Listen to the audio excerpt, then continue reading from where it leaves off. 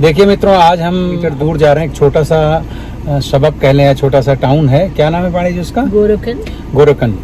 तो वहाँ हमारे एक सब्सक्राइबर हैं, पंजाब से हैं। तो उनका फ़ोन आया दो एक बार और अच्छे से बातचीत हुई, मैसेज भी आया था उनका व्हाट्सएप पे, और वो मिलना चाह रहे थे। और अभी चूँकि नए आए हैं तो वहाँ चल रहे हैं और उनसे बहुत सारी बातचीत करेंगे और उनसे पता करेंगे कि देखिए वो कौन से वीज़ा में आए, कैसे क्या आए, कैसे रह रहे हैं। उनको वैसे जॉब वहाँ से इंडिया से लेके आए हैं, तो वैसी कोई दिक्कत नहीं है। जितना मोटा मोटी बात हुई है, बाकी तो मैं अब उनसे ही बात करूँगा और आपको भी दिखाऊँगा। तो अब घर से निकले हैं और 1.5 घंटे की ड्राइव बता रहा है अभी। तो हम सोच रहे हैं इंडियन ग्रोसरी शॉप से, चूँकि वो अकेले हैं वहाँ पे और ग्रोसरी शॉप शायद इंडियन वहाँ पर नहीं है, तो कुछ लेते हुए उनके लिए जाएंगे। जो भी देखते हैं, कल वैसे मैंने पूछा था तो वो बोले हम ले आए हैं सब कुछ, पर फिर भी 2-4 चीज़ें जो हैं लेंगे और जाएंगे। तो आज सुबह से अंशिका की थोड़ी सी तबीयत ठीक नहीं थी, तो इसलिए अर्ध लेटी हुई अवस्था में है। Hi everyone and welcome back once again into our channel. This is after a long time. I'm welcoming all of you. As you know, we are going and visiting one of our subscribers. So please watch this video till the end for more information. Just like my mom said, please watch the video till the end. अब ये देखिए घर से निकले हैं और हमारे grey stains में ही ये है पेट्रोल स्टेशन, मेट्रो इसका नाम है। तो यहाँ पर अभी हम पहले डालेंगे पेट्रोल। और यहाँ होता क्या है देखिए कि खुद ही पेट्रोल डालना पड़ता है, फिर यहाँ अंदर जा कर के जो है ये इधर जहाँ पर लिखा हुआ है ना सनराइज़ लोकल स्टोर, ये लोकल स्टोर के अंदर अगर आप कुछ सामान लेना चाहते हैं तो वहाँ पर सामान भी होता है। गैस वगैरह भी ख़रीदना चाहें तो देखिए बड़े बड़े जो हैं तो रखे हुए हैं गैस के सिलेंडर्स। इनमें से अब छोटे सिलेंडर आते हैं, उसमें फिल कर लिए जाते हैं। और यहाँ खुद ही देखिए जैसे लड़की है ये पेट्रोल डाल करके और पैसे दे करके आई। और सामने ही जो है हवा भरने का भी है कि अगर आपको हवा भरना है तो आपको स्वयं ही हवा भी भरनी पड़ेगी। यहाँ पर कोई दूसरा व्यक्ति नहीं होता, स्वयं सेवा होती है। और स्वयं सेवा का मतलब ये है कि सब चीज़ें आप खुद करें और पैसे उनको जाके चुपचाप स्टोर में दे आएँ।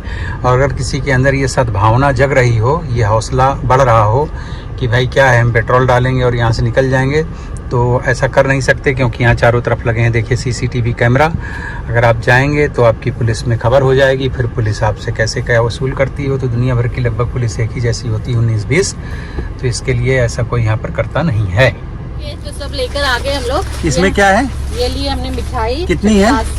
1 kg। अच्छा, और क्या क्या लिया? और उनके लिए बेसन लिया। अच्छा हाँ, बोले थे ना बेसन लेना है, राइट। और बॉम्बे मिक्सचर लिया है, बिस्किट्स लिया है, मैगी ले लिया, और क्या लिया है, बनाना चिप्स लिए हैं, फ्रूटी लिया है। अच्छा हाँ, फ्रूटी अपने इंडिया वाली। तो क्या होगा ना कि वहाँ नहीं शायद मिलता हो तो हाँ नहीं, चलो अच्छा है। तो नमकीन वगैरह सब हो गए ना, वो मिक्स्ड वाला तो हाँ हो गए, मैगी हो गया, बनाना चिप्स, एवरीथिंग। चलो ठीक है। और मिठाई भी हो गई? यस, मिठाई भी हो गई, रख लेते हैं। चलो हाँ रखो, मिठाई को यहाँ रख देते हैं। हाँ मिठाई आगे रखो, ठीक है। हाँ ऐसे ही चलता रहेगा क्योंकि आज मित्रों जो है 35 डिग्री है, काफ़ी अच्छी धूप है, काफ़ी अच्छी गर्मी है। आज बेटा अम्मा को दे दो, अम्मा जी को रख दें। फिर आज हमने आए हुए हैं वेंटवर्थविल, यहाँ है उदया शॉप, काफ़ी अच्छी बड़ी इंडियन शॉप है। तो यहाँ से ही ये लेकर के आए हैं पाणी जी। अब हम लोग चलते हैं गोरोकन, नाम देखिए गोरोकन।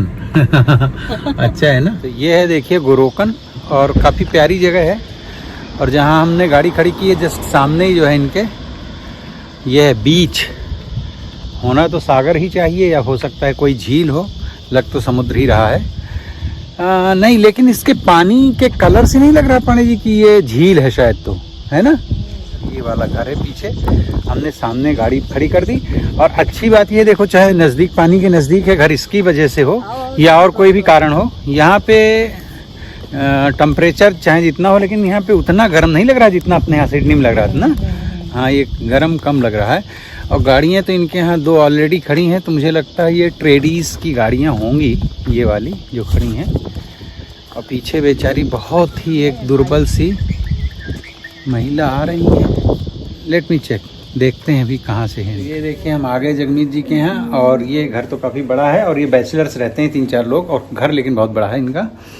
और like nice place, it's a good nice place. आप अपने काम में ध्यान दीजिए, और कोई हेल्प की जरूरत हो तो बताइए। कोई नहीं, आराम से। तो बेचारे खाना बनाए, हम तो मना किया था हमने, लेकिन इन्होंने बहुत इंसिस्ट किया तो हमने कहा चलो ठीक। आप तो बिल्कुल पानी के नज़दीक ही रहते हैं, आपका तो घर बहुत नज़दीक है। अभी हम वहाँ से ही राउंड अबाउट से घूम करके आए। 4 घंटे छोड़ के। हाँ, नहीं वेरी नाइस। चलिए तो अब इनसे मिलते हैं, बातचीत करते हैं, फिर आपके साथ में इनसे आज हम बात करेंगे और ये वीडियो में आएंगे। आप आएंगे ना मेरे वीडियो में, आपसे कई सारी बातें करनी।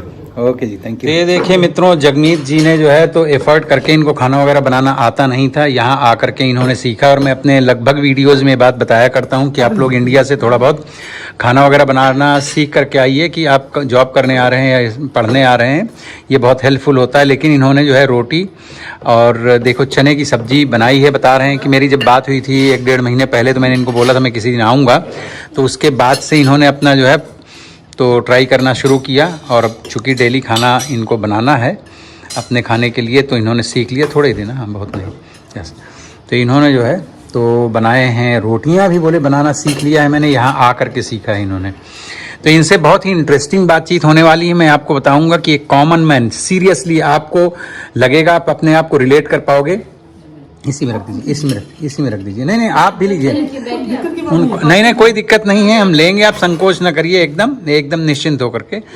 तो आप देखिएगा कि एक भारत से एक बिल्कुल कॉमन मैन, गांव के व्यक्ति और बहुत साधारण, जब आपको इनके बारे में पता चलेगा, सारी बातें मैं इनसे पूछूंगा और ये बताएंगे, तो आपको लगेगा कि हाँ, एक सामान्य व्यक्ति किस तरह से अपने जीवन में जहाँ जो कुछ भी करना चाहता है वो कैसे कर सकता है। इस वीडियो को अंत तक देखिएगा और जगमीत जी अपनी पूरी जर्नी बताएंगे। ये अभी रिसेंटली, कितना टाइम हुआ आपको जगमीत जी आके यहाँ पे? 26 को 2 महीने हो जाएंगे। अच्छा, ये 26 तारीख को 2 महीने हो जाएंगे और आज भी 23 तारीख है, 3 दिन बाद 2 महीने होंगे। तो एक रिसेंट इंडिया से आए हुए व्यक्ति किस तरह से आए, वो पूरा प्रोसेस भी मैं आपको इनके मुंह से ही सुनवाऊंगा और काफी आनंद आएगा। और अभी हम लोग खाना खाते हैं, आप अपने लिए भी निकालिए, नहीं निकाल दो, उनके लिए भी निकाल दो। तो अभी हम मित्रों, ये जो है तो चने की सब्जी और चावल देखो इन्होंने इसमें बनाए हैं, और प्लस रोटी है। तो देखिए जगमीत जी ने एकदम बहुत जबरदस्त बनाई है। सब्जी कैसी है प्राणी जी? अच्छी बनाया है ना? हाँ, अब आप भी लीजिए। और घी वगैरह भी है और रोटियां तो बिल्कुल बढ़िया परफेक्ट गोल बनाई हैं इन्होंने, रोटी को लगाने के लिए बहुत अच्छा। हाँ नहीं कोई बात नहीं। मित्रों देखिए, मैंने जैसा कि अभी शुरू में खाना खाते वक्त भी आपसे बताया था कि मैं जिनसे मिलवाने वाला हूँ वो ना तो कोई IITians हैं और ना तो डॉक्टर हैं, ना इंजीनियर हैं, ना MBA कर रखा है, और ना ही कोई ऐसी बड़ी शिक्षा से उनका संबंध रहा है। और देखिए, जब पढ़े लिखे और इस तरह के हायर क्वालिफाइड लोग जब यहाँ पर आते हैं तो उनको वीज़ा वगैरह मिलना काफ़ी इजी होता है। मैं आपको मिला रहा हूँ जगमीत जी से। ये पंजाब के, मैं सारी चीज़ें बताऊँगा आपको, इनसे पूछूंगा, ये बताएंगे। पंजाब से बिलोंग करते हैं। इनको अभी सिर्फ 2 महीने हुए हैं आकर के यहाँ पर, और इन 2 महीनों में इनको यहाँ पर कैसा लग रहा है और इनकी जर्नी, यानी कि ये किस तरह से आए पंजाब के एक किसान परिवार से, एक तरह से जैसा कि ये भी बता रहे थे कि ये डेली बेसिस पे काम करने वाले, एक तरह से लेबर काइंड ऑफ जॉब थी इनकी, वहां से कैसे इनको वीजा मिला और ये वर्क परमिट पे हैं, 4 साल का इनका वीजा है। ये सारी चीजें जानने के लिए बहुत ही इंटरेस्टिंग होने वाला है। अगर आप अपने जीवन में चाहते हो कि कोई फूल खिले मतलब कि अगर अपने जीवन में आप कुछ अच्छा करना चाहते हो और आपको लगता है कि मैं उस स्थिति में नहीं हूं, मेरी एजुकेशन वैसी नहीं, मेरे पास पैसे उतने नहीं है, मेरा सपोर्ट कोई नहीं है, फिर भी आप कैसे वहां से शुरुआत अपनी करके और किसी भी ऐसे विकसित देश में पहुंच सकते हैं। जीवन की कोई और अचीवमेंट आप पाना चाहते हैं, अपने जीवन में अर्जित करना चाहते हैं, तो कैसे पा सकते हैं। मुझे लगता है इस वीडियो को देख करके आपके अंदर भी वो आत्मविश्वास और वो मोटिवेशन आएगा। इसके लिए आज मैं इतनी दूर चल करके इनसे मिलने आया हूं। मेरा मकसद इनसे मिलना तो था ही था, लेकिन उससे भी ज्यादा एक और मकसद ये था कि मैं इनकी ये जर्नी, ये जो स्टोरी है, इनकी जो यात्रा है लाइफ की, उसको आप तक जीवंत पहुंचा सकूं। तो मैं हूं शक्ति पांडे, ऑस्ट्रेलिया सिडनी से, और स्वागत करता हूं अपने YouTube चैनल पर। बने रहिएगा, बहुत ही इंटरेस्टिंग वीडियो है, देखिएगा। तो पहले तो बंधुवर, आपका नाम क्या है? जी, मेरा नाम जगमीत है। नमस्कार जी, नमस्कार। जगमीत जी, आप कहाँ के रहने वाले हैं? जी, मैं श्री मुक्तसर साहिब जिला है पंजाब का। अच्छा जी। वहाँ का रहने वाला हूँ। गाँव, छोटे से गाँव में रहने वाला है, डाउन टू अर्थ आदमी। अच्छा। तो आपने पढ़ाई कहाँ अपने गांव में ही की थी? जी, मैंने 10th तक अपने गांव के गवर्नमेंट स्कूल में 10th पास की। अच्छा। नंबर मेरे अच्छे थे उस टाइम के हिसाब से। हाँ। तो +2 मैंने 4 किलोमीटर अलग गांव था, वहां से की थी। अच्छा। मैरिज के पहले मैं +2 था। हाँ। लेकिन उसके बाद मैंने शिक्षा कंटिन्यू रखी अपने काम के साथ साथ। तो आपने आफ्टर 12th जो एजुकेशन ली, वो अपने वर्क रिलेटेड था, स्किल वाली थी, या आपने नॉर्मल डिग्री लिया था आपने? जी, पहले तो ऐसा था ना कि मैं लेबर क्लास से काम करता, बिल्डिंग वगैरह में मिस्त्री था, चनाई कंडी से काम करता था। तो पूरा दिन धूप में जलने वाला आदमी था। लेकिन मेरे को ऐसा था कि जिंदगी में कुछ करना है तो कुछ बने या ना बने, वो अलग बात है, लेकिन पढ़ना है। तो मैंने 2010 में मेरी मैरिज हुई। मैंने मैरिज के 1 साल बाद मेरा काम थोड़ा अप हुआ। मैं ठेकेदारी करने लगा, छोटे मोटे ठेके गांव में लेकर लड़कों को लगा देता था। तो ये ठेकेदारी घर बनाने की, किस टाइप की ठेकेदारी? घर बनाते थे हमारे गांव के एरिया में। हमारे एरिया में ऐसे बनाते हैं कि पूरा हमारा एग्रीमेंट हो जाता है बिल्डिंग ओनर से। अच्छा। तो उसकी लेबर का काम हमें करके देना होता है और मटेरियल पूरा टोटल मालिक ही देता है। तो अच्छा, मतलब आप मटेरियल मालिक का और केवल काम करने का ठेका लेते? लेबर का ठेका हमारा। अच्छा। तो जब मेरा ठेके से घर चलने लगा तो मैंने क्या किया कि लड़कों को काम पे लगाया, अपनी पढ़ाई शुरू कर।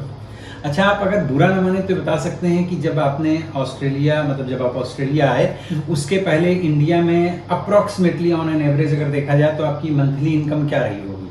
मंथली इनकम ऐसा था कि 700 रुपए दिहाड़ी मिलती थी। अच्छा। जिस दिन काम नहीं जाएंगे उस दिन कुछ नहीं मिलेगा।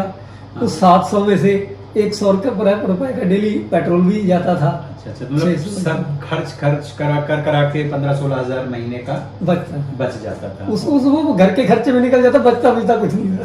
तो अच्छा, इतना कम कमा करके भी आपने ऑस्ट्रेलिया का सपना देखा कैसे? देखिए, सपना मैं भाग्य पे बहुत भरोसा करता हूँ, भगवान पे बड़ा भरोसा करता हूँ। और सबसे बड़ी बात मेरी ये है, अच्छी जो मेरे को हो सकता है लोगों को ना लगी, लेकिन मेरे को अच्छी बात है कि कर्म सही करना है। चाहे भूखे रहो, पैसा नहीं है नो प्रॉब्लम, पाप नहीं करना, किसी को खाना नहीं, ठगी चोरी बेईमानी नहीं करना। तो अपनी मेहनत से मेरे को प्यार था कि मेहनत से बनना है कुछ। तो आपकी एजुकेशन कंप्लीट कब हुई थी, किस ईयर में? जी ऐसा था, पहले मैंने बीए कर ली, लेकिन मैंने सोचा कि बीए का क्या स्कोप है इंडिया में।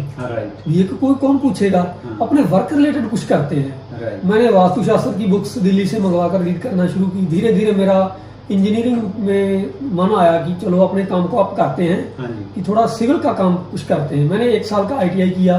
अच्छा। तो मेरे को कहाँ से ITI किया आपने? जी हमारे नजदीक में ITI सेंटर था। अच्छा। पंजाब गवर्नमेंट का और LNT ज्वाइंट था। दोनों सर्टिफिकेट, LNT का सर्टिफिकेट मिलता है। अच्छा। लेकिन पंजाब गवर्नमेंट का भी देती थे।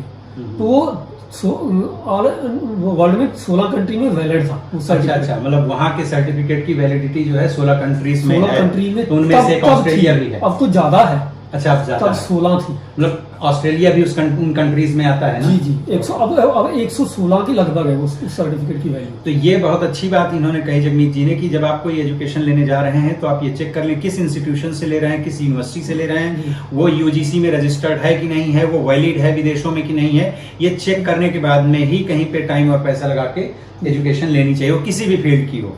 यस, क्योंकि इन कंट्रीज में बहुत सारी यूनिवर्सिटीज, बहुत सारे कॉलेजेस ऐसे हैं जो जिनकी मान्यता यहाँ पर नहीं है, इनको ये लोग कंसीडर नहीं करते हैं। तो ये बड़ी अच्छी बात कही। ओके, तो आपने वहां से 1 वर्ष का वो कोर्स किया और फिर क्या किया आपने? उसके बाद मैं डाउन टू अर्थ आदमी हूँ, मैं बहुत नीचे चलता हूँ। मेरे पास अगर 500 की हैसियत तो मैं 5 ही शो करता हूँ। अच्छा। 495 नहीं करता। तो स्टाफ से मेरी बहुत जमी, क्योंकि मैं हवाबाजी के खिलाफ हूँ, नीचे चलता हूँ। तो वो मेरे को सभी प्यार करने लगे। जब मेरी 1 साल का वो ITI कंप्लीट हुआ तो मेरे जो वाइस प्रिंसिपल थे उन्होंने मेरे को बोला कि जगमीत जाओ तुम डिप्लोमा करो। अच्छा, उन्होंने सलाह दी कि डिप्लोमा करो? मेरे को सलाह भी दी, उन्होंने हेल्प भी की, मेरे को जबरदस्ती डिप्लोमा की तरफ धकेला कि जाओ करना ही है बस। मैंने कहा जी मैं क्या करूंगा? वो कहता बस मेरे लिए कर ले। ओके। तो मेरे प्रिंसिपल ने मेरे को उस पर भेजा कि मेरा भाग्य था जो कहे, तो उनका मैं दिल से धन्यवाद करता हूँ। अब मेरे काम आया। बिल्कुल। तो आपने फिर डिप्लोमा कहाँ से किया? डिप्लोमा हमारे गांव से 13 किलोमीटर दूर एक पॉलिटेक्निक कॉलेज था। ओके जी, GTB खालसा पॉलिटेक्निक कॉलेज। अच्छा। वहाँ मैंने 3 साल का डिप्लोमा किया। 1 साल की मेरी ITI थी, उसमें मेरे को लीड मिल गई। तो ये डिप्लोमा में एडमिशन वगैरह लेना कोई बहुत डिफिकल्ट था या आसानी से? डिफिकल्ट था कि क्योंकि मेरे को, हम SC कैटेगरी से बिलोंग करते हैं। अच्छा। और उसमें फीस नहीं लगती थी। अच्छा। अगर मैं फीस भरने जाता तो फीस इतनी ज्यादा थी मैं कर ही नहीं पाता। ओके। तो सीट्स बुक हो चुकी थी। तो आप रिजर्वेशन में थे, इसलिए रिजर्वेशन में मेरा डिप्लोमा हुआ। फिर भी वहाँ रहना खाना करना वो तो मेरे को पे करना ही था। तो कहाँ से करते थे? मतलब तो वहाँ काम और पढ़ाई दोनों साथ कर रहे थे? काम और पढ़ाई दोनों, क्योंकि मेरा ठेका चल रहा था। उससे मेरा घर चल रहा था। आफ्टर क्लास मैं काम पे जाता, सीधा घर में नहीं जाता, बाइक को सीधा दौड़ाना है, काम पे जाना है। मतलब हार्ड वर्क का कोई ऑप्शन नहीं है। अगर पढ़ाई भी करनी है तो खुद कमा के करना है। बहुत बार हम सुनते और देखते हैं कि बच्चे बोलते हैं कि भाई मेरे पेरेंट्स ने मुझे नहीं पढ़ाया, तो ये मुझे लगता है ये उतना वैलिड एक्सक्यूज नहीं रहता है। नहीं, ये बिल्कुल नहीं है, पढ़ना तो खुद पे हाथ पे है। हाँ, पढ़ना भी और पढ़ाई के लिए पैसे भी जुटाने जी जी खुद ही करना पड़ता है। बहुत बार मेरे बाप तो इतने गरीब थे, हाँ। हम मजदूर थे। अच्छा, मजदूर थे, 5 बहन भाई थे, हाँ। 3 बहनें, सबकी 2 भाई थे। शादियाँ। तो एक बहन मेरी ऐसी कि उनकी दोनों टांगे नहीं है, अच्छा। पोलियो था उनको बचपन हाँ, में। ओके। तो वो अभी 38 की हैं, 30 मेरे से छोटी है, 37 की होगी, 38। आपकी कितनी उम्र है अभी? मेरे को 39th ईयर चल रहा है मेरा। ओके, तो 1 साल का जब आपने डिप्लोमा कर लिया, उसके बाद आगे क्या हुआ आपके जी, साथ? डिप्लोमा मैंने 1 साल का ITI किया। सर यहाँ पे 3 साल उसके बाद मेरा 2 साल का डिप्लोमा रह गया। ITI के कारण मेरे को 1 साल का लीड मिल गया। हाँ, एग्जाम्प्ट हो गया। मतलब 3 साल वाला कोर्स को 2 में कर लिया। तो 2 साल वहाँ कंप्लीट करने के बाद में फिर आप आगे कैसे बढ़े? फिर बढ़ना था क्या था, मेरे को बस अपने आप को अप करना था कि डिप्लोमा आ जाएगा, कुछ ठेके बड़े लेने लगूंगा, एजुकेशन में थोड़ा हो जाऊंगा। तो मैंने अपने काम को कंटिन्यू किया, ठेका लेता रहा। काम करते रहे। काम नहीं, काम छोड़ेंगे तो खाएंगे क्या? तो फिर ऑस्ट्रेलिया वाला ये कहाँ से आपके जीवन में लाइक वो ये दीपक मेरे जलाया मेरे डिप्लोमा कॉलेज ने। अच्छा, उस कॉलेज में फिर ये इच्छा पैदा हुई आपके अंदर? जी, उन डिप्लोमा कॉलेज में मैंने अपने आप को छुपाया नहीं था कि मैं क्या हूँ क्या नहीं हूँ। मैंने स्टाफ को बता रखा था कि भाई मैं 2 बच्चों का बाप हूँ, शादीशुदा हूँ, 36 का हूँ, तब मैं 36 का था। तो मैंने पूरा क्लियरली बताया था। उन्होंने कहा कि चलो, उनको बड़ी खुशी हुई कि चलो लड़का हाथ से भी काम करता है। और जब मैं क्लास जाता था तो पूरी क्लास लगाता था, अच्छी तरह से बात समझता था, रिस्पेक्ट करता था टीचर्स की। क्योंकि मैं अपने संस्कृति को जानता हूँ कि जो सिखाता है वो टीचर होता है। लेकिन फिर असली सिलसिला शुरू कैसे हुआ है ऑस्ट्रेलिया? ऐसा हुआ कि मेरे कॉलेज को मेल गई, पहले NSDC को ऑस्ट्रेलिया से मेल गई कि हमें वर्कर्स चाहिए। पहले तो आप ये NSDC का फुल फॉर्म क्या है? National skills development organisation. तो ये कहाँ पर है? ये दिल्ली में है, दिल्ली में। बहुत बड़ा ऑफिस है। ओके। तो ये गवर्नमेंट का है ऑफिस या प्राइवेट है, या दोनों का कोलैबोरेशन है? कोलैबोरेशन होता है गवर्नमेंट का और प्राइवेट। अच्छा, तो मित्रों देखिए, अगर इस तरह की जॉब जो ये कर रहे हैं या इस तरह से मिलते जुलते बहुत सारे जॉब्स ऐसी हैं जो NSDC से आप कांटेक्ट करके उनसे आप सारी चीज़ों को पता कर लीजिए। तो दूसरी कंट्रीज़ के लोग भी उनको यहाँ से जो है तो कांटेक्ट करते हैं। ये लाइक वो फिर सब चीज़ों को ऑर्गेनाइज करते हैं और यहाँ के लोगों को जो भी लेबर सप्लाई करना है या वर्कर सप्लाई करना है तो वो मदद मिल सकती है। तो ये दिल्ली में है NSDC दिल्ली। तो आप आजकल तो गूगल में सब मिल जाता है। NSDC के ऑफिस अभी ऑल ओवर इंडिया सब जगह खुल गए। अच्छा, दूसरे शहरों में, लेकिन वो दिल्ली के नीचे ही होते हैं। वो हेड ऑफिस होगा। लाइक अल्टीमेटली दिल्ली तो आपको फिर बाद में आना ही पड़ेगा जब कुछ फाइनलाइज होगा। ओके, तब जब आप NSDC पहुंचे तो वहाँ पे क्या हुआ, कैसे पहुंचे आप, क्या था वहाँ? NSDC में डायरेक्ट नहीं पहुंचा। जब NSDC ने मेल की हमारे जिले के ADC साहब ऑफिस में, ADC ने वो मेल ट्रांसफर की कॉलेजेस में कि भाई लड़के चाहिए पढ़े लिखे जो हाथ से काम जानते हो। सिर्फ पढ़े लिखे नहीं चाहिए, सिर्फ काम वाले नहीं चाहिए। तो इनको किस टाइप का काम आना चाहिए था? लाइक इनकी क्या रिक्वायरमेंट थी? इनकी रिक्वायरमेंट थी कि आपके पास कम से कम 2 साल का वर्क एक्सपीरियंस हो। हाँ जी। मेरे पास 10-12 साल का था। काम में क्या था? क्या काम, पर्टिकुलर काम क्या था उसमें? काम टाइल्स लगाना था, वॉल एंड फ्लोर टाइल्स, जमीन पे और दीवार पे टाइल्स लगाना है। हाँ, जैसे आप लोग देखते होंगे आजकल तो बहुत डिफरेंट टाइल्स आ गई हैं। फ्लोरिंग करना, टाइल्स लगाना, वेरी नाइस। तो ये स्पेशलिटी है आपकी और इनको भी इसी तरह के वर्क के लिए लोग चाहिए। इनको टाइलर चाहिए था। मेरे को 15 साल का एक्सपीरियंस, मैं कंस्ट्रक्शन रिलेटेड सारे ही काम जानता था, शटरिंग, प्लम्बिंग और प्लस एजुकेशन भी उसी फील्ड की थी। एजुकेशन मेरे पास, काम आपको प्रैक्टिकल आता था। लाइक ऐसा नहीं कि आपने, तभी तो मैं फुलफिल कर पाया ना। अगर जो लड़के करते हैं डिप्लोमा, वो हाथ से काम नहीं जानते। हाँ, वो पेपर पे जो हाथ से करते हैं वो डिप्लोमा नहीं जाते। तो मेरे पास दोनों थी, तो मेरी सिलेक्शन इजीली हो गई। यहाँ पे मैं एक पॉइंट जरूर आप लोगों से मित्रों कहना चाहूंगा कि अगर आप डिप्लोमा कर रहे हैं, जिन डिप्लोमास की ये बात कर रहे हैं, तो उससे रिलेटेड आप फील्ड में वर्क भी कीजिए। शर्माने की जरूरत नहीं। किसी भी ठेकेदार के साथ में, किसी भी बिल्डर के साथ में लग करके आप अपने एजुकेशन से रिलेटेड अगर आप काम सीख लेते हैं, तभी इस तरह का कोई दरवाजा आपके जीवन में खुलेगा जहां पर पहुंच पाए। और अगर आप इस फील्ड में काम करते हैं, तो जिन डिप्लोमास की ये बात कर रहे हैं, तो आप कोशिश करके प्रयत्न पूर्वक जो है ऐसे डिप्लोमा वगैरह लीजिए। क्योंकि जब आप कहीं विदेश जाना चाहेंगे, वहां से कोई अप्रोच करेगा आपको, तो वहां पर वर्क एक्सपीरियंस के साथ साथ डिप्लोमा भी मस्ट होगा, राइट। तो चलिए, तो ये दोनों चीजें थी, तो यहाँ की कंपनी ने आपके कॉलेज में ये रिक्वायरमेंट भेजी, फिर आपका एनएसडीसी को भेजी। एनएसडीसी ने एडीसी ऑफिस को, एडीसी ऑफिस ने कॉलेज ने हमको कांटेक्ट किया कि दिल्ली जाओ, टेस्ट दो। तो कितने लोग आए थे आपके कॉलेज वहाँ पे? बहुत, क्या कुछ नहीं बोल सकते कि कितने लोग थे, क्योंकि सभी को ऑस्ट्रेलिया जाना है। 400-500 लोग तो आए ही होंगे। हाँ जी, ना 1.5 लाख लड़का आया था। ये मुझे बता चुके थे, तो मैंने कहा कि इनके मुंह से ही बुलवा दूं कि अच्छा, रिक्वायरमेंट कितनी थी? 6 लोग चाहिए थे उनको, और 6 लोगों के लिए 1.5 लाख लगभग आए थे। जो उन्होंने फिर क्या ना, एनएसडीसी ने फेसबुक पे पोस्ट डाल दी, तो कोलकाता से ऑल ओवर इंडिया से लोग आए थे। लेकिन उनमें दिक्कत है, जो पढ़े लिखे थे वो काम नहीं कर पा रहे थे, और जो काम कर पा रहे थे उसको कुछ नहीं आता था। ये जो चाहिए डिप्लोमा डिग्री वो नहीं थी। तो ये 700 रुपए की दिहाड़ी वाले, इनको डिप्लोमा 600, अच्छा 700 रुपए का पेट्रोल जाएगा। लेकिन आपका ये बड़ी अच्छी बात रही कि आपने काम के साथ ईमानदारी की, और डिप्लोमा आपने काम की वजह से। लोग क्या है, डिप्लोमा कर लेते हैं और काम नहीं करने जाते, बात तो आपकी सही है। जी, वैसे सिविल की मैं आपसे दर्शकों से रिक्वेस्ट करता हूँ कि सिविल का डिप्लोमा काफी डिफिकल्ट होता है। इसमें सभी वर्क आ जाते हैं, प्लम्बिंग का, ड्रेनेज का। अगर आप कारपेंटर का अलग से ले लो, इलेक्ट्रिशियन का अलग से ले लो, मैकेनिकल का अलग से ले लो, वो इजी होता है, जल्दी हो जाता है। क्योंकि जॉब तो आपकी स्पेसिफिक होगी, किसी कारपेंटर की होगी या प्लम्बर की होगी। कारपेंटर का तो इतना काम है कि कारपेंटर तो पैसे, कारपेंटर और हेयर कट के। तो मैंने अपने पिछले कई वीडियोज में बताया है, जब ये काम बताता हूँ कि प्लम्बर, इलेक्ट्रिशियंस और कारपेंटर या इस तरह के जो भी टाइलर्स जो हैं या कंस्ट्रक्शन से रिलेटेड, बहुत पैसे यहाँ पर हैं।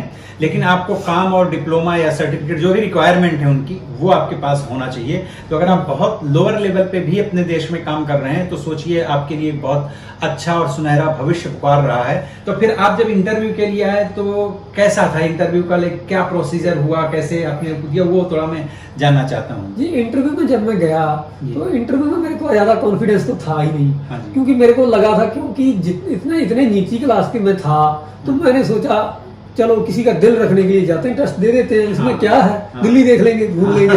तो नहीं पता था कि ये सब होने वाला है। मैंने कहा कुछ होगा, कोई पैसे पूरे ठगने के लिए कोई चलता हुआ सिस्टम। तो मैंने टेस्ट देने गया, तो लेकिन उन्होंने जो हमें टाइल्स दी, 1 घंटे में 16 टाइल्स लगानी, एडजस्ट वगैरह बनाते, और हमको क्या सिखाते वो टाइल्स लगाना। हमने 15 मिनट में टाइल्स लगा दी। अच्छा, तो मतलब आपको कुछ टाइल्स दी, प्रैक्टिकल था, तो हाथ में होगा तो करिए। मतलब वहाँ ऐसा कुछ लिख के इंटरव्यू देना ये सब नहीं था, प्रैक्टिकल काम करके दिखाओ। जो 2 टेस्ट थे उनके, इंटरव्यू बाद में था। पहले उन्होंने काम ही करवा के देखना, क्योंकि इतना क्राउड है, जो काम कर पाएगा उसी को इंटरव्यू में बुलाओ, दूसरे को आगे नेक्स्ट स्टेप में लो। अगर फिर क्राउड ऐसे ही घटेगा, अगर सबका वो क्लाइंट इंटरव्यू करने लगे तो उसमें तो 2 महीने लग जाते। इसने मेंशन किया था कि जो दोनों चीजें हों वही आए, लेकिन लोगों ने सोचा कि भाई चलो चांस लेते हैं। तो आपको 1 घंटे का टाइम दिया, और कितनी टाइल्स दी थी लगाने के लिए? उन्होंने हमको 16 टाइल्स दी थी, 16 टाइल्स दी थी और 1 घंटे का टाइम दिया था। उसमें एडजस्ट बनानी थी, इतना इजी भी नहीं था, लेकिन जो काम जानता है मतलब कॉर्नर्स बनाने थे टाइल्स के, ऐसा नहीं कि सीधे सीधे चिपका देना था। कॉर्नर्स बनाने थे, वो भी बिल्कुल बिल्कुल। तो जो जानता है उसके लिए मुश्किल नहीं है। तो आपने कितनी देर में वो काम कंप्लीट? 15-20 मिनट में लगाकर साइड पे बैठ गया।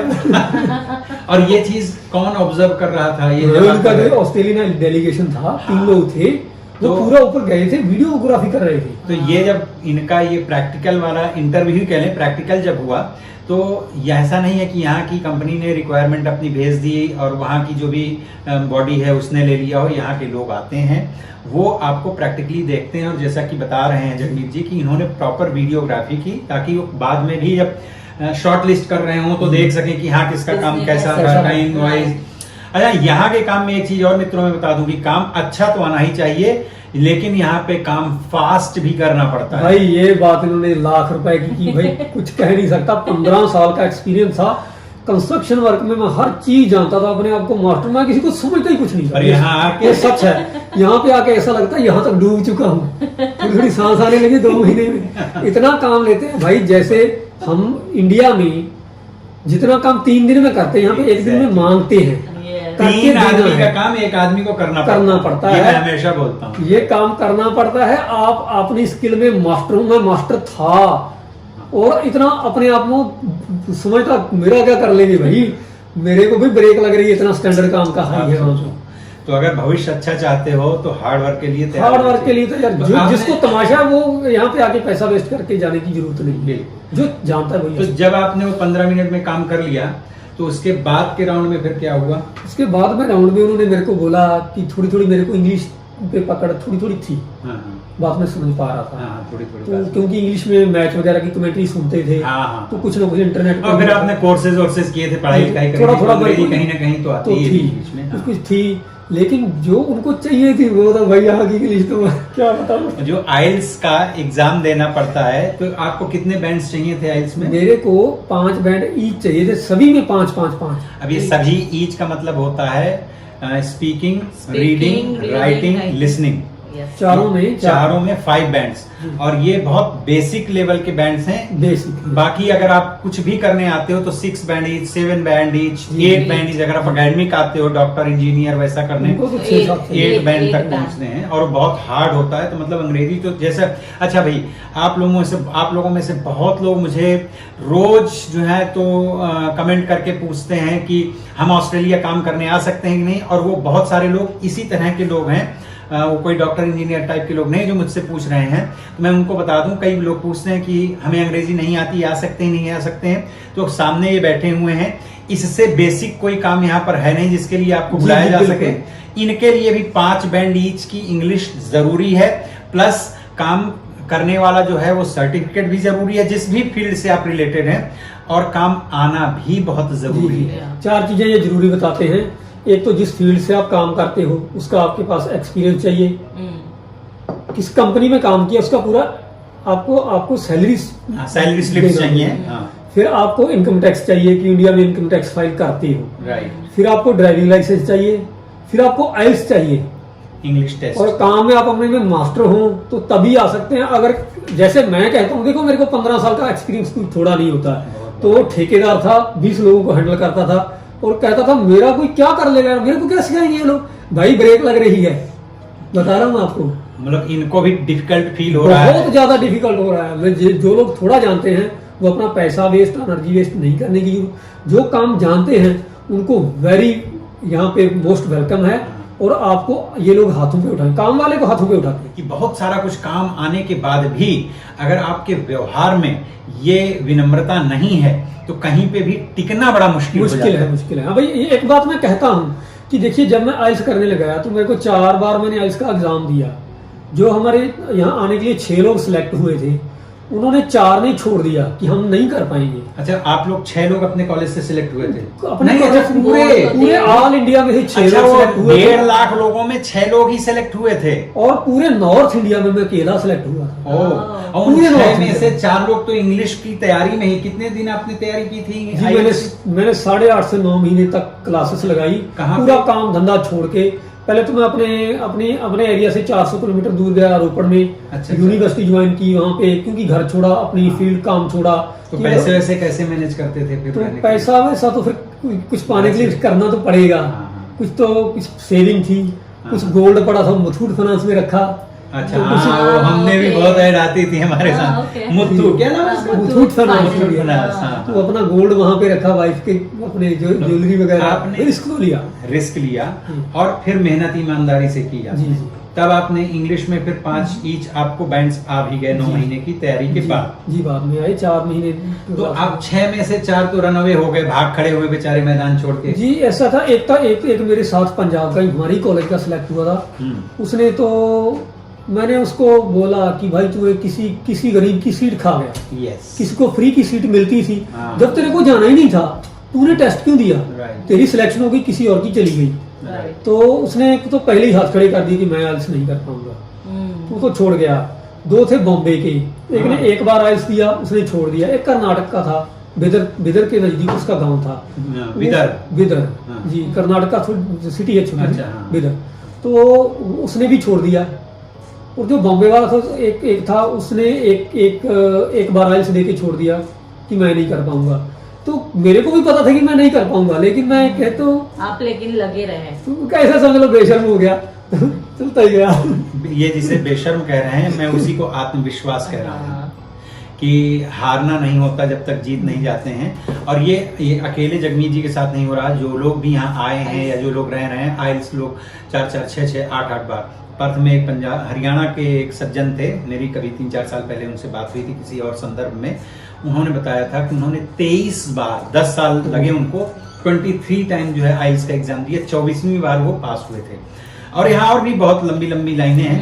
तो मतलब कहने का ये कि टिके रहने वाला व्यक्ति ही जीतता है। मतलब आपने जो है तो 6वीं बार में, फोर्थ टाइम में आपका। लेकिन ऐसा है ना, जिसके पास पैसा वो तो 100 बार भी दे देगा। लेकिन मेरे को दिहाड़ी से पैसे, क्लासेस की फीस भरनी 7,000 रुपए मंथली वो भरना है, क्लास में जाने का पेट्रोल बलता है, फिर आपको एग्जाम का भी पैसा भरना पड़ता है।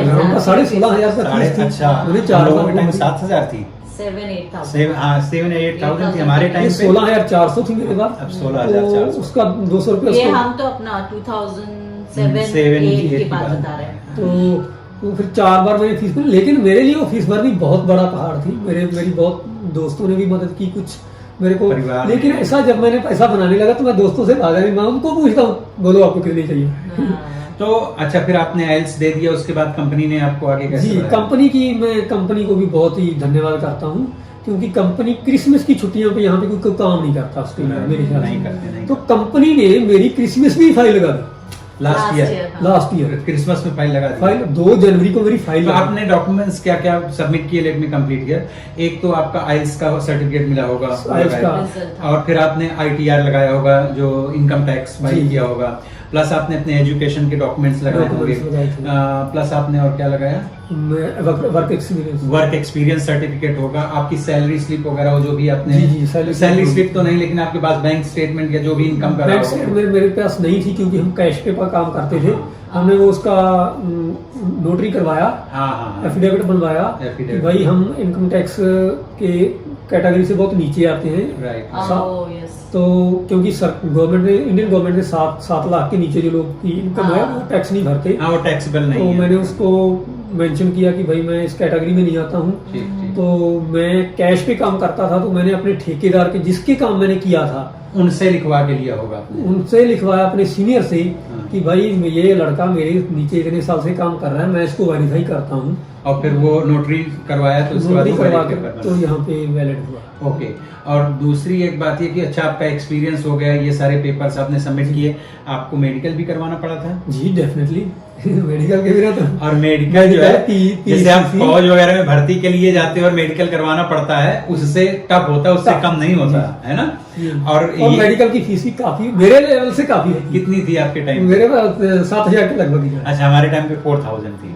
हमने भी, चूंकि ये सब सारे प्रोसीजर करने पड़ते हैं, तो मेडिकल करवाने के बाद ये सारे जब डॉक्यूमेंट सबमिट किए, तो लास्ट ईयर 2023 में क्रिसमस के टाइम में ये कंपनी ने आपका वीजा। जी क्रिसमस की छुट्टियों में मेरी फाइल लगा। तो ये इनकी फाइल, चूंकि ये रिक्वायरमेंट ऑस्ट्रेलियन कंपनी की थी वहां पर, इसलिए इन्होंने सारे डॉक्यूमेंट्स ऑस्ट्रेलियन कंपनी को दिए, फिर उस कंपनी ने यहाँ पर जो है गवर्नमेंट में वीजा फाइल किया। तो कितने दिन बाद आपका वीजा आया था? देखिए, वीजा तो क्या था ना, इन्होंने जब वेरिफिकेशन करवाई, ऑस्ट्रेलियन एम्बेसी ने, दिल्ली ऑस्ट्रेलियन एम्बेसी को मेरी फाइल फॉरवर्ड कर दी कि आप इस लड़के की इंक्वायरी करो, ये केस जेन्युइन है कि झूठा है। वो जो देखिए, मैं अपनी कंट्री, अपनी मिट्टी को बहुत प्यार करता हूँ, लेकिन जो सच है, अगर मेरा बाप भी गलत है ना, तो मैं उसको कह दूंगा कि डैडी जी आप गलत।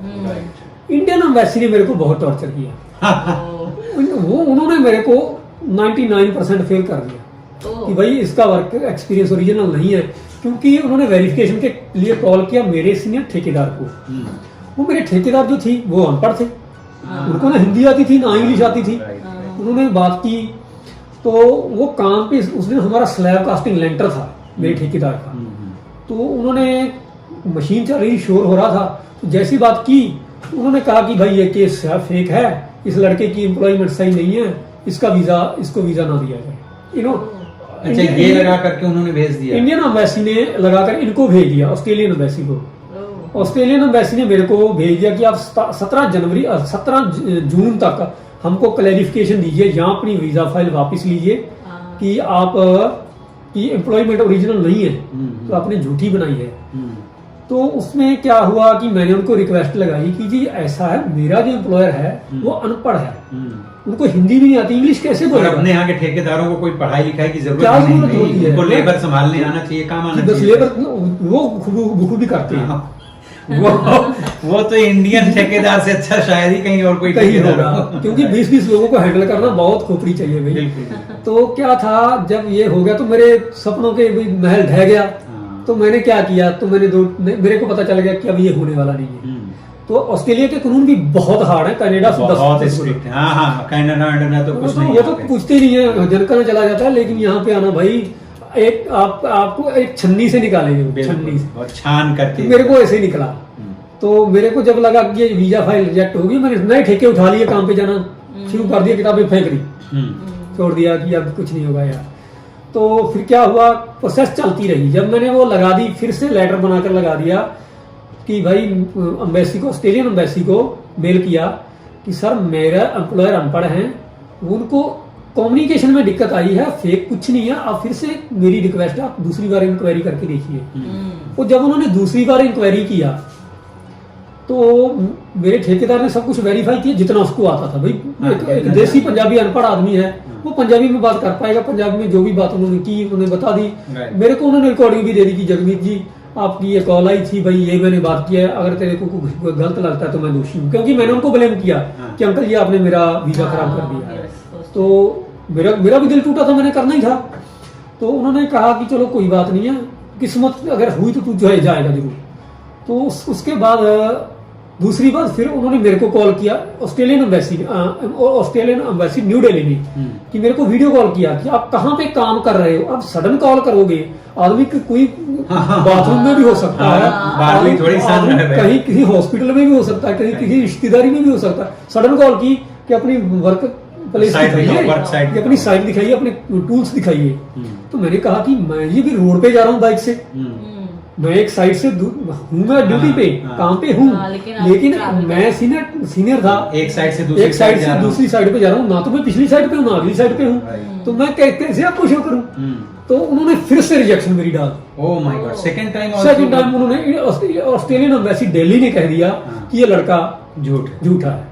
तो मेरी जब 99% उम्मीद टूट गई, तो मैंने तो पैसा तो मेरे साथ भाई मुथूट में जोड़ रखा था, तो दिल भी टूट गया, कुछ रिश्तेदारों के भी पैसे थे भी चले गए। तो फिर मैंने क्या किया ना, मैं पागल हो गया, मैंने डबल काम शुरू कर दिया, मिस्त्री का छोड़ा, लेबर का करना शुरू कर दिया। अपने मिस्त्रियों को बोला कि आप सामान पकड़ो, मैं 3 लड़के लेबर वालों का काम मैं अकेला करूंगा, क्योंकि अगर मैं मिस्त्री का काम करता तो 700 कमाता, और अगर मैं लेबर का बट्ठल उठाकर उनको सीमेंट देने लगा कि मैं 4 लेबर बचाऊंगा, 3 लेबर बचा दूंगा, तो 1200 का काम करूंगा, 1200 का। तो क्योंकि मेरे को पैसा उतारना सर से, तो इतना ये सब इसलिए करने लगे, मैंने मिस्त्री को भी छोड़ दिया, अपने खुद के लेबर वालों मिस्त्रियों को ठेकेदार आदमी सीमेंट दे रहा है बट्ठल से उठाकर कि भाई मैं 3 लड़कों की लेबर अकेला संभालूंगा, तो पैसा बचेगा, तो मेरा जो पैसा लॉस हुआ। तो जब सेकंड टाइम भी उन्होंने रिजेक्ट किया, तो क्या उसके बाद फिर से उन्होंने आपको चांस दिया? ये चांस क्या हुआ ना, ये भगवान का कृष्णा। इन्होंने मेरे को ऑस्ट्रेलियन एम्बेसी ने नहीं, जो हमारी इमिग्रेशन एजेंसी थी, उन्होंने मेरे को वाल्टर सर थे, गोम्स वाल्टर, वो ऑस्ट्रेलियन है जी, वो उन्होंने मेरे को सीधा डायरेक्ट कॉल किया व्हाट्सएप पे, और मेरे से 32 मिनट बात की।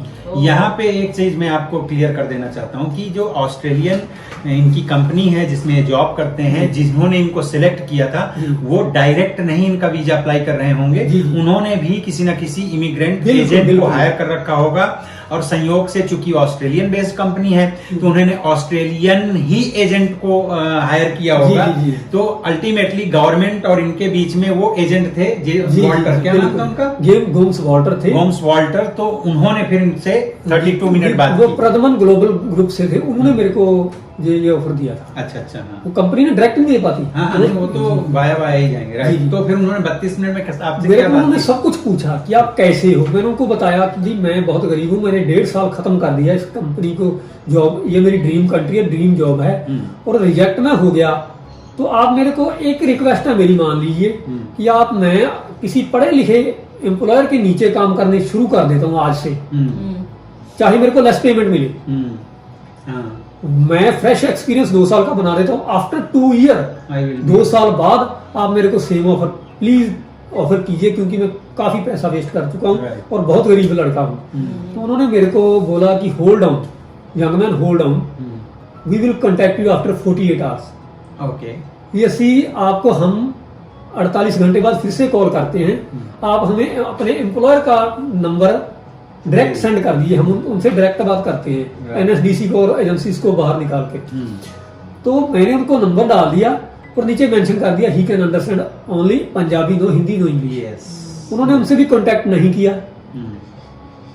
तो दिन बीतते गए, टाइम निकलता गया, हमारी उम्मीदों का महल ढह गया भाई। तो 48 आवर्स के बाद फिर फोन कॉल नहीं गया, 1 महीना बीत गया।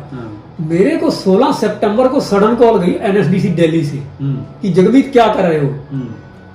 मेरे जो वो क्लर्क मैम थे एनएसडीसी, साबिया अंसारी, जिनका नाम लेना चाहता हूँ, बहुत ही अम्बल है, बहुत ही उनका धन्यवाद तहे दिल से। उन्होंने यहाँ तक आने के लिए 2 साल मेरे पीछे एनएसडीसी के स्टाफ ने पीछा नहीं छोड़ा, नहीं तो छोड़ भी देते एक लड़के के लिए, इसने क्या। तो उन्होंने मेरे को कांटेक्ट में रखा, मोटिवेट किया, पुश किया कि जगमीत छोड़ो मत, अभी बस एक पौड़ी और चढ़ गए। तो चलता रहा। तो मेरे को 16 तारीख को कॉल गया कि जगमीत आप क्या कर रहे हो। मैं वह ऊंचाई पे चढ़ा हुआ था, बांस की पैड़ थी, तो मैं वहां पे सफाई कर रहा था कि अभी मैं फिर सीमेंट से प्लास्टर शुरू करूंगा। 11:30 का सुबह 11 बजे से कुछ टाइम बचता था। तो मेरे को साबिया मैम ने बोला कि जगमीत आप क्या कर रहे हो। मैं कहा जी वो ऊंचाई पे हूँ। कहीं नीचे बैठ जाओ, आपको कुछ सुनाना है, शायद आपका हो जाए। तो मैंने इस बीच क्या किया, जब ऑस्ट्रेलिया का मेरी उम्मीद टूट गई तो मैंने क्या किया ना, मैंने कनाडा का, लग्जमबर्ग का एंड इजराइल का 3 तरफ से फाइल जोड़ दी कि अभी इंडिया में उन्होंने इजराइल वालों ने भी बोला था, क्योंकि मैंने ये सोच लिया कि अब अगर इंडिया में रहा तो लोग रिश्तेदार मार के मार डालेंगे। तो मैंने ये तो भूल गया कि मेरा ऑस्ट्रेलिया वाला तो मैंने छोड़ ही चुका था ना, वो तो दिमाग से ही हो गया था। जी। तो उसमें क्या हुआ, जब मेरा वो दिल्ली से कॉल गया तो मैंने उनसे पूछा मैम कौन सा, लग्जमबर्ग वाला या इजराइल वाला और या कौन सी कंट्री, जहाँ कनाडा वाला। वो कहते नहीं जगमीत ऑस्ट्रेलिया वाला शायद हो जाए। मेरे आंखों में चमक आई एकदम से, ये कैसे। वो कहते शायद आपका हो जाए। तो कहती मैं आपको थोड़ी देर बाद फिर से कॉल करती हूँ। 3-3.5 मिनट बाद मेरे को कॉल किया, जगमीत मेल ओपन करो। मैंने मेल खोला, वहां पे मेरा वीजा ग्रांटेड का मैसेज। तो ये चमत्कार हुआ कैसे? ये चमत्कार कंपनी ने क्या, मेरे ख्याल से कंपनी ने ये किया, मिस्टर वॉल्टर ने जो बात, वॉल्टर ने, वो एजेंसी ने ये किया कि जो हमारी वीडियो बनी थी ना, हाँ, वो सीधी एजेंसी को इमिग्रेशन को उन्होंने दिया एम्बेसी को कि भाई ये लड़के का एक्सपीरियंस हमने खुद टेस्ट किया है, ये लड़का काम जानता है, एक्सपीरियंस की वजह से इसका वीजा रिजेक्ट ना किया जाए, हमको ये लड़का चाहिए। अब देखो यहाँ पे किसी की सिफारिश नहीं, किसी का कोई पैसा नहीं, कुछ नहीं, केवल जो बंदे को काम आ रहा था, एक्सपीरियंस था, वो जो वीडियो बनी थी। अल्टीमेटली कहते हैं ना, मैं बार बार हमेशा कहता हूँ भाई हार्डवर्क का कोई ऑप्शन विकल्प नहीं होता, वो इनके काम आया। और सारे इंटरव्यू और ये ऐसा कर रहे थे ना, मेरे ठेकेदार ने क्या किया ना, उनके पास सैमसंग का फोन था, उन्होंने कॉल रिकॉर्ड कर ली और कॉल रिकॉर्ड करके मेरे को दे दी। वो बात ऐसे कर रहे थे जैसे किसी क्रिमिनल से हम बात इंटरोगेशन करते हैं, जैसे किसी क्रिमिनल से हम कुछ उगलवाना चाहते हैं, ऐसे बात करे। तो मेरे ठेकेदार बेचारा अनपढ़, ठीक है, वो तो डर ही जाएगा बेचारा, और उसको घबरा गया, पता नहीं क्या केस है, उसको पता नहीं। असल में इसमें थोड़ा सा मुझे देखिए, क्योंकि इंडिया में हमारे बहुत सारे फ्रॉड वगैरह भी होते हैं, तो कुछ कह तो नहीं सकते, लेकिन इसका सबसे अच्छा तरीका ये है, और मुझे लगता है यहाँ की गवर्नमेंट ऐसा रिकमेंड भी करती है, रिक्वेस्ट भी करती है कि ये फिजिकल वेरिफिकेशंस भी होते हैं कि आप डायरेक्ट उस ऑफिस में जहां बंदा काम कर रहा है, या ऐसे इनकी कोई वर्क फील्ड में आप इनसे पूछ लो कि कहाँ काम है, आप उनकी 2-3 साइट्स जो होंगी वहां जाके आप फिजिकल कर लो। तो भैया हमारे यहाँ के बंदों को फिजिकल तो जाना है नहीं, फोन पे, क्योंकि इसमें कोई लायबिलिटी उनकी नहीं होती है, तो फोन पे उन्होंने उल्टे सीधे सवाल कर लिए और अपना दिमाग लगा के अज्यूम करके कि हाँ ये ऐसा बोल रहा है तो ऐसा होगा। जब मेरे 15 साल के एक्सपीरियंस को उन्होंने ऑस्ट्रेलियन एम्बेसी दिल्ली ने खत्म साबित कर दिया। तो ये मुझे कम्युनिकेशन की वजह से बहुत सारे लोगों का भविष्य इस तरह से खराब हो जाता है। तो थोड़ा सा है, कुछ फ्रॉड लोग हैं, लेकिन आप फिर फिजिकल वेरिफिकेशन करें। मेरे ख्याल से गवर्नमेंट आपको उतना पैसा से देती है सब कुछ करवाने का, तो उन्होंने ज्यादा इंटरेस्ट से किया ही नहीं। अगर पहले जब मेरे पास ऑस्ट्रेलियन क्लाइंट का डायरेक्ट फोन गया कि आपके इमिग्रेशन ऑफिसर ने आपको क्या क्या पूछा, कैसे कॉल की, उन्होंने आपसे अपॉइंटमेंट ली। ऑस्ट्रेलियन यहाँ के क्लाइंट ने मेरे को ये पूछा कि क्या एम्बेसी वालों ने आपसे अपॉइंटमेंट लेकर आपसे वेरिफिकेशन? यस, अपॉइंटमेंट लेकर के ये वेरिफिकेशन करना चाहिए, राइट। तो मैंने उनको सीधा बोल दिया कि कोई वेरिफिकेशन नहीं, सडन कॉल की, पूछा कि आप कहाँ पे हो, तो मैं था तो ड्यूटी पे लेकिन मैं प्रॉपर प्लेस पे नहीं था, तो उन्होंने मेरे को झूठा साबित कर दिया। और जबकि इनकी जॉब में ये ठेकेदार थे, सुपरवाइजर थे, तो अब इन्हें एक दिन पे तीन साइड में 3-4 जगह जाना पड़ता है। और भाई बोलते कि 10 मिनट बात कर लेते हैं। अच्छा, ये अपनी साइट में हो, वीडियो दिखा दें, अगर आप पहले से बता देते तो ऑफ कोर्स वो दिखाना भी पॉसिबल है। एनीवेज, खैर वो तो चलो एक पार्ट है, वो तो दुख दर्द सुख जो भी है, अब किस्मत या अपने देश से हम जैसे हैं, अपने लोग वैसे ही हैं, तो क्या कर सकते हैं। चलिए, वीजा आ गया, तो वीजा आपका किस महीने में ग्रांट हुआ था? वीजा मेरा 16 सितंबर को हुआ, 2023। 24 को। अच्छा, ये अभी पहले 26 को तो मैं आया। अच्छा, दिसंबर में लगाया और सितंबर तक ये सब कहानी चलती रही। 2 जनवरी 2024 में मेरी फाइल लगी। 4 को मेरा मेडिकल सबमिट हुआ। वो प्रोसेस चलता रहा। वो वेरिफिकेशन हुई, इधर से हुई, 3-4 बार हुई, लटकता घिसता पिटता। तो आपका वीजा और अगले हफ्ते ही मतलब मोस्टली आप यहाँ फिर आपने टिकट वगैरह कर 16 सितंबर को मेरा वीजा आ गया। और हमारे पंजाब में धार्मिक प्रोग्राम करवाते हैं घर में, जब ऐसा कोई अच्छा काम होता है तो आपने क्या करवाया था? तो अखंड पाठ करते हैं हमारे पंजाब में, गुरु ग्रंथ साहिब जी का। तो मैंने क्या किया, जब मेरे को पता चला 16 का, तो मैंने मेरे से NSDC ऑफिस ने पूछा कि भाई टिकट कब चाहते हो? मैं कहा जी कल ही करवा दो। Too much excitement. 2 साल से लटक रहा था ना, तो मैंने कहा फिर से कोई कहीं ना कोई करने लग जाए। तो मैंने कहा जब जल्दी से जल्दी करवा दीजिए। उन्होंने मेरे को बोला कि फिर भी आपको मैंने उनको फिर दिमाग से सोचा कि कोई जो फैमिली के जरूरी काम है वो निपटा लेते हैं, जो ठेके चल रहे हैं जो उनको किसी और को दे दें, किसी पॉइंट पे लाकर छोड़े। ऐसी सडनली छोड़ के भागना तो आदमी अच्छा नहीं रहता। तो मैंने क्या किया, अपने दोनों काम अपने बड़े भाई को दिए कि आप मेरे काम आपको, और जो भी पैसा बनेगा आपका, अगर आपको घटे तो मैं दूंगा, अगर बढ़ गए तो तेरी। तो अच्छा, तो फिर 16 सितंबर को आया, तो आपका फिर टिकट किस डेट का हुआ? टिकट मेरा 25 का हो गया। 25 सितंबर का? 25 सितंबर का टिकट हो गया। और 24 का मेरे को दिल्ली NSDC ऑफिस में मेरी मीटिंग थी। अच्छा। कि उनको भाई एक लड़का 2 साल लटक कर गया है तो हमसे मिलकर जाए। तो मैं भी चाहता था कि जिन लोगों ने इतने बड़े ऑफिसर मेरे पीछे 2-2 साल लटके हैं, इनसे मैं इनको धन्यवाद करके ही जाऊँ। तो मेरी खुद की इच्छा थी। मैं 23 रात 12:30 बजे में ट्रेन पकड़ी, तो दिल्ली के लिए निकल गया। और 22 को मेरे घर में 20 तारीख को मैं अखंड पाठ साहब गुरु ग्रंथ साहिब जी का रखा था, 22 को उसका समापन था। और 23 का मेरे पास शॉपिंग का दिन था। कुछ सामान मेरे दिन, जस्ट वन डे। उसमें भी 23 में भी कॉलेज में भी जाना था, कॉलेज मेरा रह गया। एक काम का था, जो एक मेरा ठेका था, उसका 5-6 लाख का हिसाब किताब था, वो मेरे को कंप्लीट करना था बिल्डिंग ओनर से।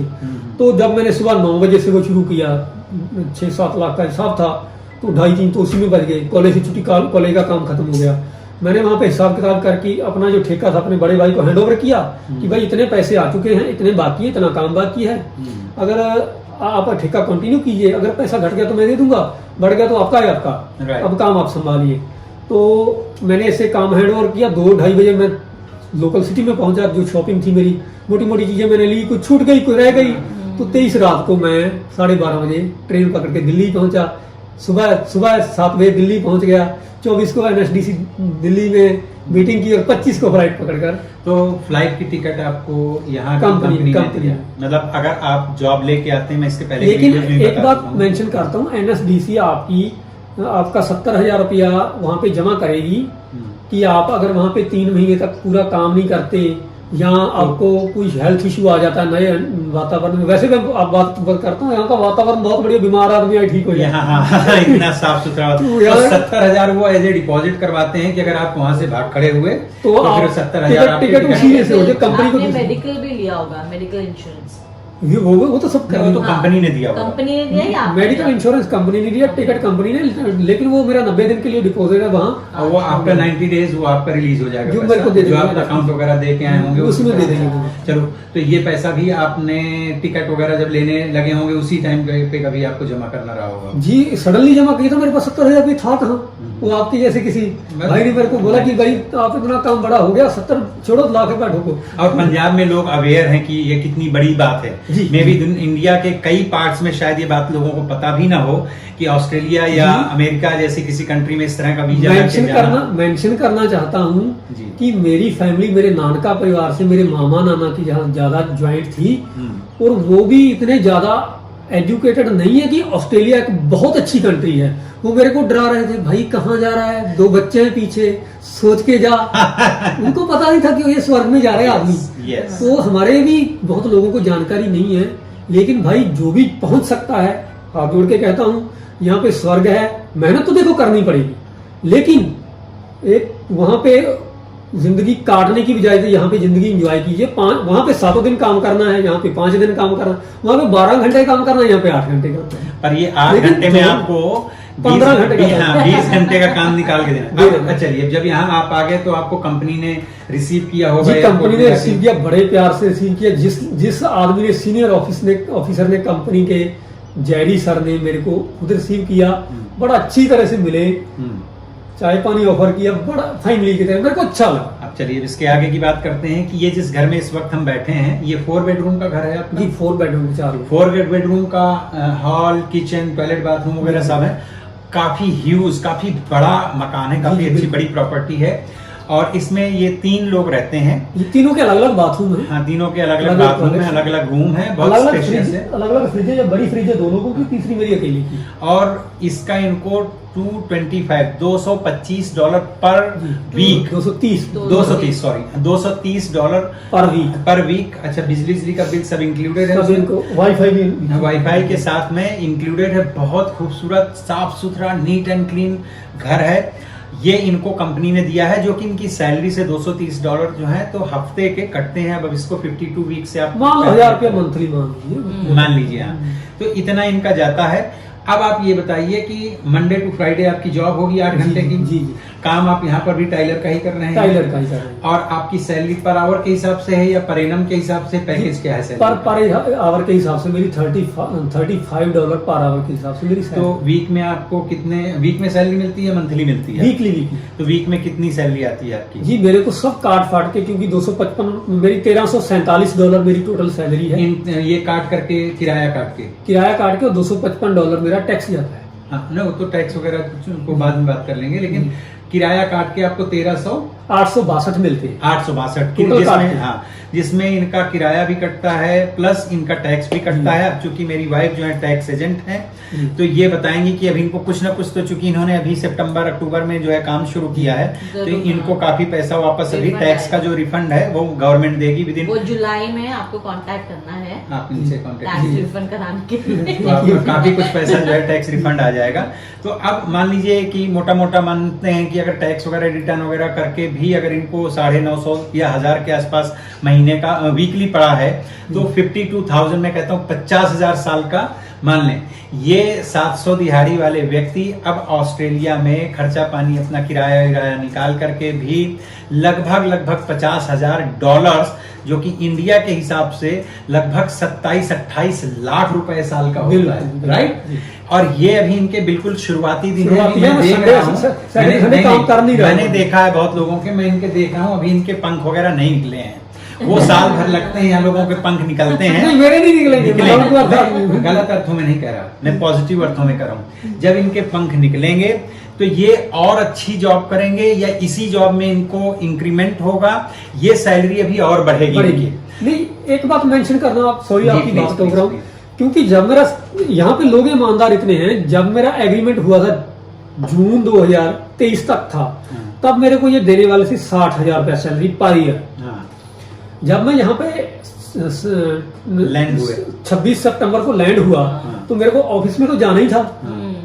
फर्स्ट डे मेरे को उन्होंने $500 एडवांस में दे दिया कि जाओ अपनी ग्रोसरी खरीदो। तो मेरे को जब एग्रीमेंट फिर से फोटोकॉपी निकाल के मेरे पास लेके आए, मैं डर गया कि भाई पहले कुछ और था, कुछ और ना हो। तो हमने कर दिया। इंग्लिश का 12 पेज का था, मैं सीनियर ऑफिसर के सामने पढ़ने की भी चेष्टा कैसे करता। मैंने मन सा करड़ा किया और पूछ लिया, सर ये एग्रीमेंट नए सिरे से क्यों? उन्होंने मेरे को बोला कि जगमीत कांग्रेचुलेशन। मैं हैरान, कहता एग्रीमेंट आपका सेम है, एक एक पॉइंट मैच कर लो, सैलरी बट आपकी सैलरी 18,000 रुपए पिछले साल से बढ़ चुकी है। जो 60,000 थी वो 78,000 पर एनम के हिसाब से। तो अब ये टैक्स वगैरह तो जोड़ करके अगर देखा जाए इनका 78,000 जो है तो इनका पैकेज है। अब 78,000 को अगर आप मल्टीप्लाई करें तो कितना 37 हुआ, कितना हुआ, आधा कितना हुआ लैक्स में 78,000 को, तो सीधे 39 लैक्स नहीं, ये करीबन 41 लाख होता है। अब वो उस 41 लाख में चूंकि इनका किराया भी कट रहा है और टैक्स भी जाएगा, तो वैसे ये काट के मैं टोटल बता दूं कि 1,90,000 रुपया मेरे को 1,93,000 रुपया महीने का बनता है, जिसमें से मान लो कि मैं बहुत ही छोटे लेवल का आदमी, मैं $1 बचा रहा हूँ, क्योंकि पीछे मेरे सर पे पैसा भी मुथूट से गोल्ड भी लेना है। तो का प्रचार बहुत हो रहा है। नहीं सही बात है भाई, गोल्ड रखा है बीवी का, तो उसका पुराना तो देना, कुछ नया भी लेकर देने की कोशिश है मेरी कि भाई उसने मेरे लिए बहुत किया है, मेरे बच्चों को पीछे देख रहे। नहीं पत्नी के बगैर तो आदमी अधूरा होता है। और मेरा सपना कि जल्दी से जल्दी PR लेके मैं उनको सबको लेके साथ ले लूं। तो यही मैं कह रहा था कि ये जो है तो लगभग 2 लाख के हिसाब से। और मेरे को ऐसा लगता है कि जैसे मैंने पीछा किया पहले वीजा का, अब मैं PR के पीछे जब दौड़ूंगा तो मैं छोड़ूंगा PR भी नहीं। अब वही मेरी अभी इनकी बात हो रही थी, तो इनका जो वीजा मिला है वो 4 साल का वीजा सब क्लास क्या है, नंबर क्या है आपके वीजा? 482 वीजा सब क्लास है, जो वर्किंग वीजा है 4 साल के लिए है। वो एक्सटेंशन भी हो सकता है, और अगर नहीं है तो ये अगर कंपनी इनको स्पॉन्सर वगैरह करती है, खैर 4 साल में इनको बहुत सारे रास्ते पता चल जाए। वीजा वर्किंग वीजा है और वो स्पॉन्सर हो ही जाएगा, आपकी कंपनी और कंपनी ही स्पॉन्सर कर देगी, तो इनका PR उसमें 1 लाख और है ना कि जो कंस्ट्रक्शन वर्क में है वो PR की अप्लाई भी 3 साल बाद ही कर सकते हैं। 4 साल भी नहीं रुकने की जरूरत है, 3 साल बाद PR की कर सकते हैं। और ये अपनी फैमिली को भी लेके आएंगे। मैंने 2-4 बातें जो यहाँ से फैमिली तो कंपनी ने मेरे अभी से पूछा। वो अगर आप चाहो तो आप ला सकते हैं। तो इनको डर लग रहा है कि मेरा खर्चा बढ़ जाएगा। अभी मैं इनको बताऊंगा कि कोई खर्चा वर्चा नहीं बढ़ेगा अगर पत्नी आती है। खैर चलो वो तो बात की बात है।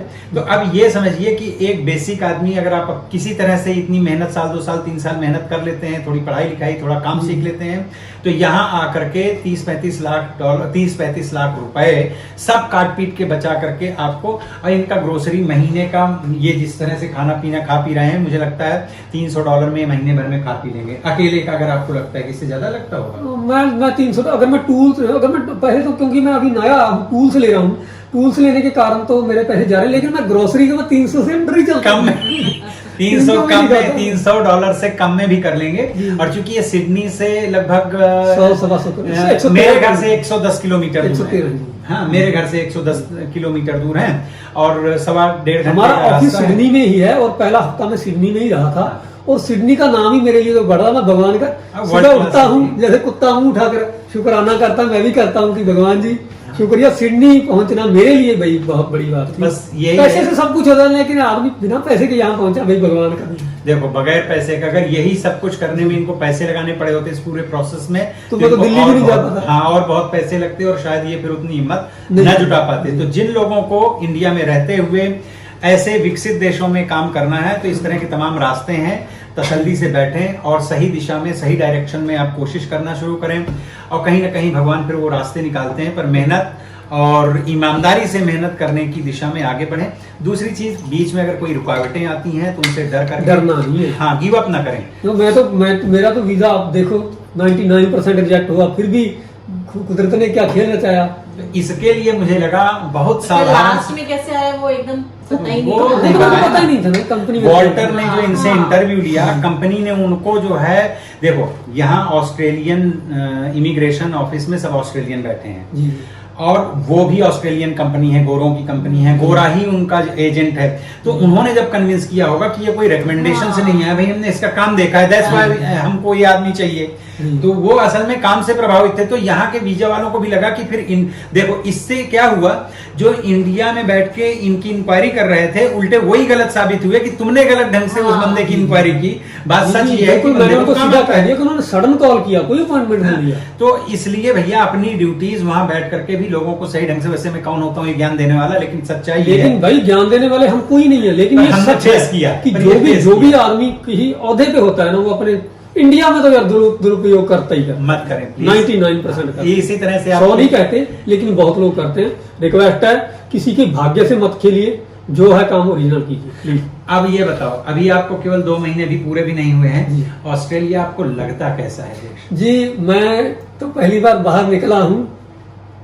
हो सकता है यूरोप की कोई कंट्री इससे भी खूबसूरत हो, लेकिन मेरे को हर जगह क्लीननेस, मैंने जैसे हम जाते हैं दिल्ली लाल किला में जाते हैं, हर जगह पार्क देखते हैं, किला नहीं है वो पार्क है।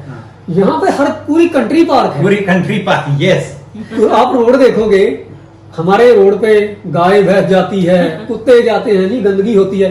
यहाँ पे आप जैसे ना हम रोड को पोछा मारते हैं, ऐसे रोड है भाई, ऐसे साहब आपको पता नहीं मिलेगा कहीं। लोग कैसे हैं? अच्छा आप जॉब भी कर रहे हैं? देखिए यहाँ पे मैं जॉब में कर रहा हूँ, मेरे को भगवान का फिर से शुक्रिया था, जो मिला अच्छा ये मिले, भगवान की तरह मिले।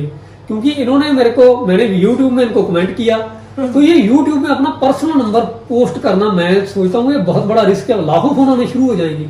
इन्होंने मेरे लिए अपना पर्सनल नंबर YouTube पे नीचे कमेंट में डाल दिया कि भाई आप मेरे को कॉल कीजिए, अब मैं आपको हेल्प करूंगा।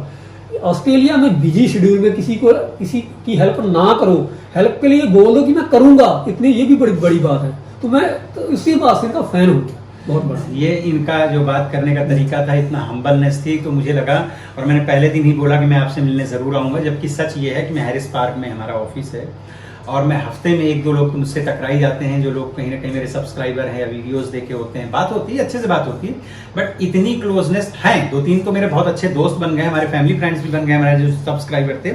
लेकिन इनसे मिल करके, गुरमीत जी से नहीं, मैं अपना नाम जगमीत इनका नाम मैं गलत प्रोनाउंस कर देता हूँ, जगमीत जी से मिल करके भी अच्छा लगा, फोन पे भी अच्छा लगा था।